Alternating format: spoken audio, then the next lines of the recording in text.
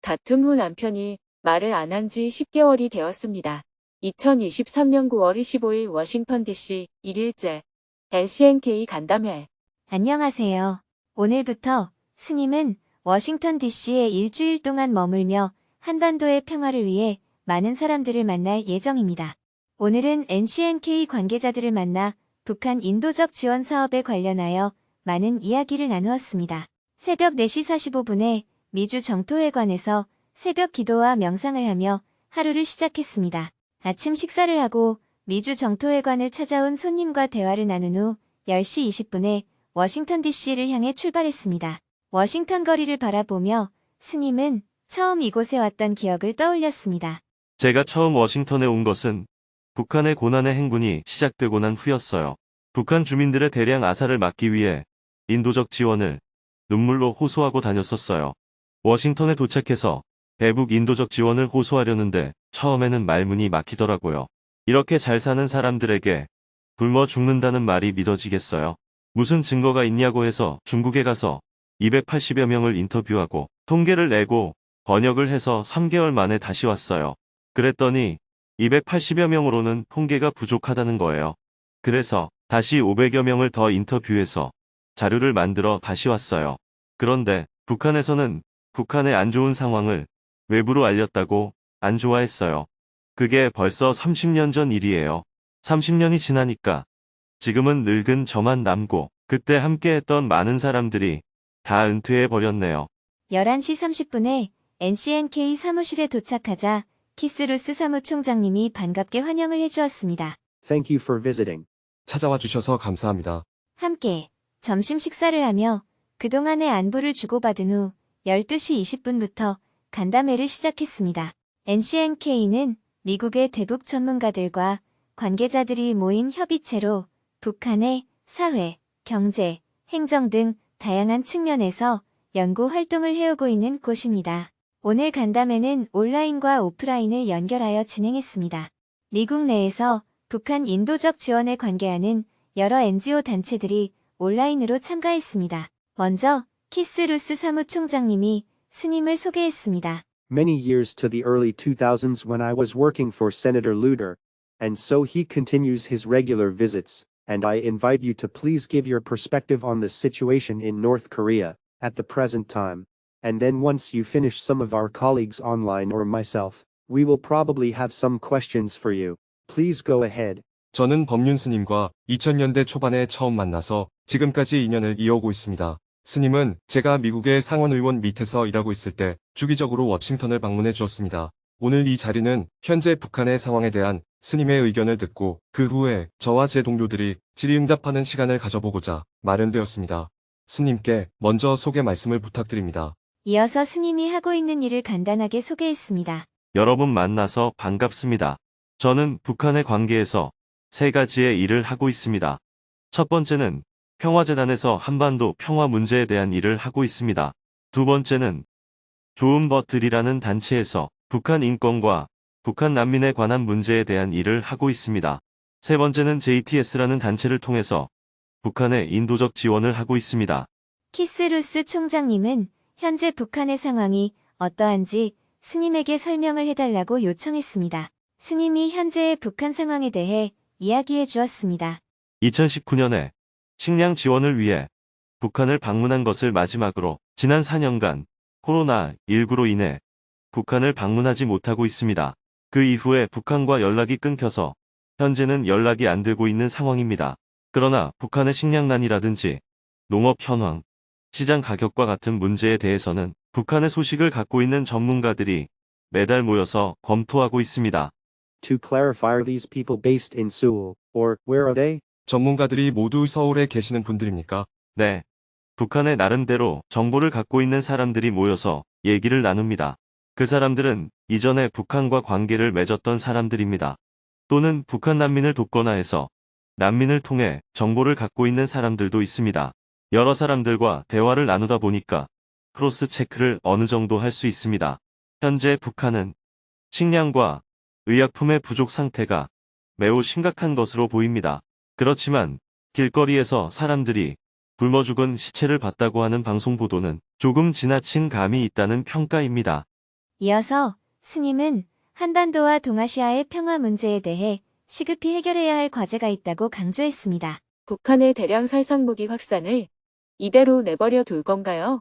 무엇보다 현재 북한의 대량 살상무기 확산을 이대로 내버려 둘 것인지 여러분들의 조언을 듣고 싶습니다. 북한의 대량 살상무기의 확산은 현재 아무런 규제 없이 지속되고 있습니다. 우크라이나 러시아 전쟁의 지속은 러시아와 북한 간의 군사적 협력을 필요로 하고 있습니다. 북한의 무기가 러시아에 제공되기보다는 러시아의 무기 생산이 북한에 위탁될 위험이 있습니다. 그에 따른 대가로 북한이 필요로 하는 첨단 군사 기술이 러시아에서 북한으로 일부 유출될 수 있습니다.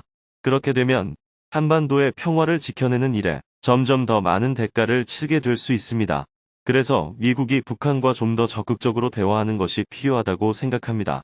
기다리기만 하는 정책은 갈수록 북한에 유리하게 작용하게 될 뿐이지 미국에 유리하게 작용하는 것이 아닙니다. 아직까지 북한이 쉽게 붕괴하리라고 생각하고 있다면 지난 30년의 우리의 과오에 대한 평가가 제대로 이루어지지 않은 것이라고 봅니다. 만약 북한에 정권 붕괴의 위험이 있다고 한다면 이것은 핵 확산을 가져올 수도 있는 더 큰 위험을 안고 있습니다. 그런 관점에서 미국의 대북 정책이 좀 더 적극적으로 이루어졌으면 하는 제안을 하고 싶습니다. 지난 시기 북한이 줄기차게 요구한 것은 미국의 대북 적대시 정책의 철폐였습니다. 즉 자신들을 인정해달라는 것이었습니다. 다르게 표현하면 국교 정상화라고 할 수 있습니다. 이전에는 북미 관계의 정상화가 핵 폐기를 이끌어내는 마지막 단계였습니다. 그러나 지금은 이러한 정책으로는 진전이 되기 어렵습니다. 그러므로 국교 정상화를 통해서 핵을 동결하는 조치를 취해야 한다고 생각합니다. 이렇게 해서라도 일단 대량 살상무기의 확산을 막아야 합니다. 또 북한을 견인함으로써 북한과 중국, 러시아 3국의 결합을 늦출 수 있습니다. 그런 면에서 한반도의 긴장을 완화시켜서 평화를 유지하는 것은 미국이나 일본, 한국의 국가 이익에도 도움이 되리라고 생각합니다. 이어서 질문을 받았습니다. 대부분이 북한 인도적 지원에 관계되는 일을 하고 있는 사람들이어서 현재 북한의 인도적 위기 상황이 어떠한지 궁금해했습니다. What is the current food crisis situation in North Korea? 현재 북한의 식량 위기 상황이 어떠하죠? 북한은 5년 전인 2018년에도 이미 식량이 매우 부족했습니다. 2018년에 식량 지원을 위해 북한과 대화를 시작했었고 2019년에 1만 톤의 옥수수를 1차 지원했습니다. 처음에는 북한 전역에 있는 고아원의 식량을 지원했습니다. 그리고 제가 북한에 직접 방문해서 식량 지원이 잘 되고 있는지 확인했습니다. 고아원은 북한 정부에서도 관심을 갖기 때문에 괜찮은데 실제로는 탄광촌에 있는 노동자들의 식량이 더 부족하다는 북한 관계자의 말을 들었습니다. 그리고 탄광촌 노동자들의 가족 중 40%가 어린이와 청소년이기 때문에 탄광촌에 지원하는 것이 어린아이들에게 지원하는 것과 다름없다고 말했습니다. 그래서 탄광촌과 탄광촌의 유치원을 직접 방문해보니 북한 정부 관계자의 말이 사실이었습니다. 탄광촌 대부분이 식량 부족으로 채탄 작업이 중단된 상태였습니다. 그래서 지원한 식량 중 일부를 탄광촌에 배분했습니다. 그리고 1만 톤의 옥수수를 2차 지원했습니다. 그런데 코로나 팬데믹이 와서 2020년부터 식량 지원이 중단됐습니다. 최근에 들어온 소식으로는 여전히 북한 주민의 식량 부족은 계속되고 있다고 합니다. 특히 팬데믹 이후에는 국경의 봉쇄로 인해 생필품 수입이 어려워 가격이 많이 상승했습니다. 식량보다 더 급박한 문제는 의약품 부족입니다. 기본적인 마취제와 항생제마저 없어 많은 주민들이 고통을 겪고 있습니다. 식량이 부족하기 때문에 정부에서 식량 가격이 상승되지 않게 시장을 통제하고 있다는 소식도 들려옵니다. 식량 가격은 비교적 안정되었다고 하지만 식량을 구입할 돈조차 없는 사람들이 있어서 아사자가 생길 만큼 식량 부족 문제가 심각한 상황입니다. 계속해서 북한의 상황이 어떠한지 구체적인 질문들이 이어졌습니다. 언제쯤 국경이 개방되어서 많은 사람들이 서로 교류를 하게 될지, NGO 단체의 인도적 지원은 언제 허용이 될지 궁금해하는 질문들이 많았습니다. 2시간 동안 대화를 나눈 후 마지막으로 키스루스 총장님이 스님에게 마무리 말씀을 청했습니다. 스님은 그동안 북한 주민들을 걱정하면서 함께 노력해준 것에 대해 진심으로 감사의 마음을 전하면서 앞으로의 활동을 당부했습니다. 2,500만 주민들의 고통은 잊지 맙시다. 한반도에 군사적 긴장감이 갈수록 고조되고 있습니다. 이런 상태라면 대북 인도적 지원은 어렵습니다. 우리는 우선적으로 인도적 지원을 목표하고 있지만 한반도 내에 군사적 긴장을 완화시킬 수 있는 북미 간의 대화가 먼저 이루어져야 인도적 지원이 가능합니다. 북미 간의 원활한 대화가 이루어질 수 있도록 NGO 단체에서 활동하는 여러분도 함께 노력해 주었으면 하는 바람입니다. 북한의 2,500만 명의 주민들이 고통받으며 살고 있다는 것을 잊어서는 안 됩니다. 그들의 고통은 지난 30년 동안 지속되고 있습니다. 미국적 가치가 사람을 존중하는 것이라면 안보나 경제도 중요하지만 고통받는 사람들을 위한 노력이 함께 이루어져야 진정 미국적 가치에 부합한다고 생각합니다. 정치적인 갈등과 관계없이 인도적 지원이 이루어질 수 있도록 함께 노력합시다. 큰 박수와 함께 NCNK 간담회를 마쳤습니다. 이어서 스님은 키스루스 사무총장님과 30분 정도 더 깊이 있는 대화를 나눈 후 NCNK 직원들과 기념사진을 찍고 사무실을 나왔습니다. 오후 2시 30분부터는 조지 워싱턴 대학교에서 한국학과 교수로 근무하고 있는 임마뉴엘 킴 교수님과 워싱턴 DC에 연수를 와 있는 국방대학교 김영준 교수님을 만나 대화를 했습니다. 조지 워싱턴 대학교 아시아나 회의실에 도착하자 두 교수님이 스님을 반갑게 환영해 주었습니다. 가볍게 서로의 안부를 주고받은 후 점점 고조되고 있는 한반도의 긴장을 어떻게 하면 완화시킬 수 있을지 서로의 아이디어를 공유하는 시간을 가졌습니다. 임마뉴엘 킴 교수님은 북한 문학을 연구하고 있는 분인데 북한 주민들도 삶이 있고 웃음이 있고 자아실현을 하고 있다는 것을 문학을 통해 느낄 수 있다고 하자 스님은 아주 좋은 연구를 하고 있다고 격려해 주었습니다. 더불어 김영준 교수님은 스님이 만든 평화재단이 싱크탱크 역할을 해서 다양한 목소리를 낼 수 있으면 좋겠다는 바람을 이야기해 주었습니다. 향후 북미 관계가 어떻게 전개될 것 같은지, 한반도의 평화를 위해서는 어떤 역할이 필요한지 대화를 나눈 후 다음에 더 많은 이야기를 나누기로 하고 헤어졌습니다. 이어서 김영준 교수님과 함께 걸어서 식당으로 이동했습니다. 근처 식당에서 저녁 식사를 하며 계속해서 대화를 이어갔습니다. 향후 미국 대선의 향방과 미국 조야의 분위기가 어떠한지에 대해 많은 이야기를 나눌 수 있었습니다. 오늘은 일찍 일정을 마쳤습니다. 미주 정토회관으로 다시 돌아오니 저녁 7시가 되었습니다. 스님은 회관을 찾아온 손님과 밤 9시까지 더 많은 대화를 나눈 후 하루 일과를 마쳤습니다. 오늘은 법문이 없었기 때문에 지난 10일 오렌지 카운티에서 열린 직문직설 내용을 소개하며 글을 마칩니다. 다툼 후 남편이 말을 안 한 지 10개월이 되었습니다. 남편은 다툼이 있으면 말을 안 하는 성격입니다. 처음부터 성격이 그렇다는 것은 알고 있었어요. 살면서 그런 일들이 계속되다 보니 처음에는 이틀, 일주일, 그러다가 드디어 얘기를 안 한 지 이제 10개월이 되었습니다. 물론 남편하고 갈등을 풀려고도 해보았어요. 주변에도 얘기를 해보니 남자도 갱년기가 있고 그러고 싶을 때도 있으니 놔두라고 해서 그냥 놔두었어요. 저는 놔두는 것이 괜찮은데 이런 상태가 계속 오래되다 보니까 아이들한테 영향을 많이 미쳐서 아이들이 가정을 편안하지 않게 생각하는 시기까지 왔습니다. 어떻게 하면 좋을까요? 아이들한테 아빠가 요즘 힘드니까 우리가 아빠를 이해하자고 얘기하면 됩니다. 네, 그렇게 하고 있습니다. 그럴 때 남편이 문제다 하고 생각하면 안 돼요. 남편이 문제라는 생각을 질문자가 버려야 합니다. 그렇다고 질문자가 무슨 큰 죄를 지었다고 생각해도 안 됩니다. 남편이 이렇게 잘 삐져서 말을 안 한다면 질문자가 남편이 어떤 말을 하더라도 다투지 말아야죠. 성격이 그런 줄 알면서 다투었다는 것 자체가 어리석은 거예요. 어리석음에 대한 과보를 지금 받고 있는 겁니다. 성격을 건드리면 삐져서 며칠 말을 안 하는 경험을 여러 번 했으면 이 사람은 건드리면 안 되겠구나.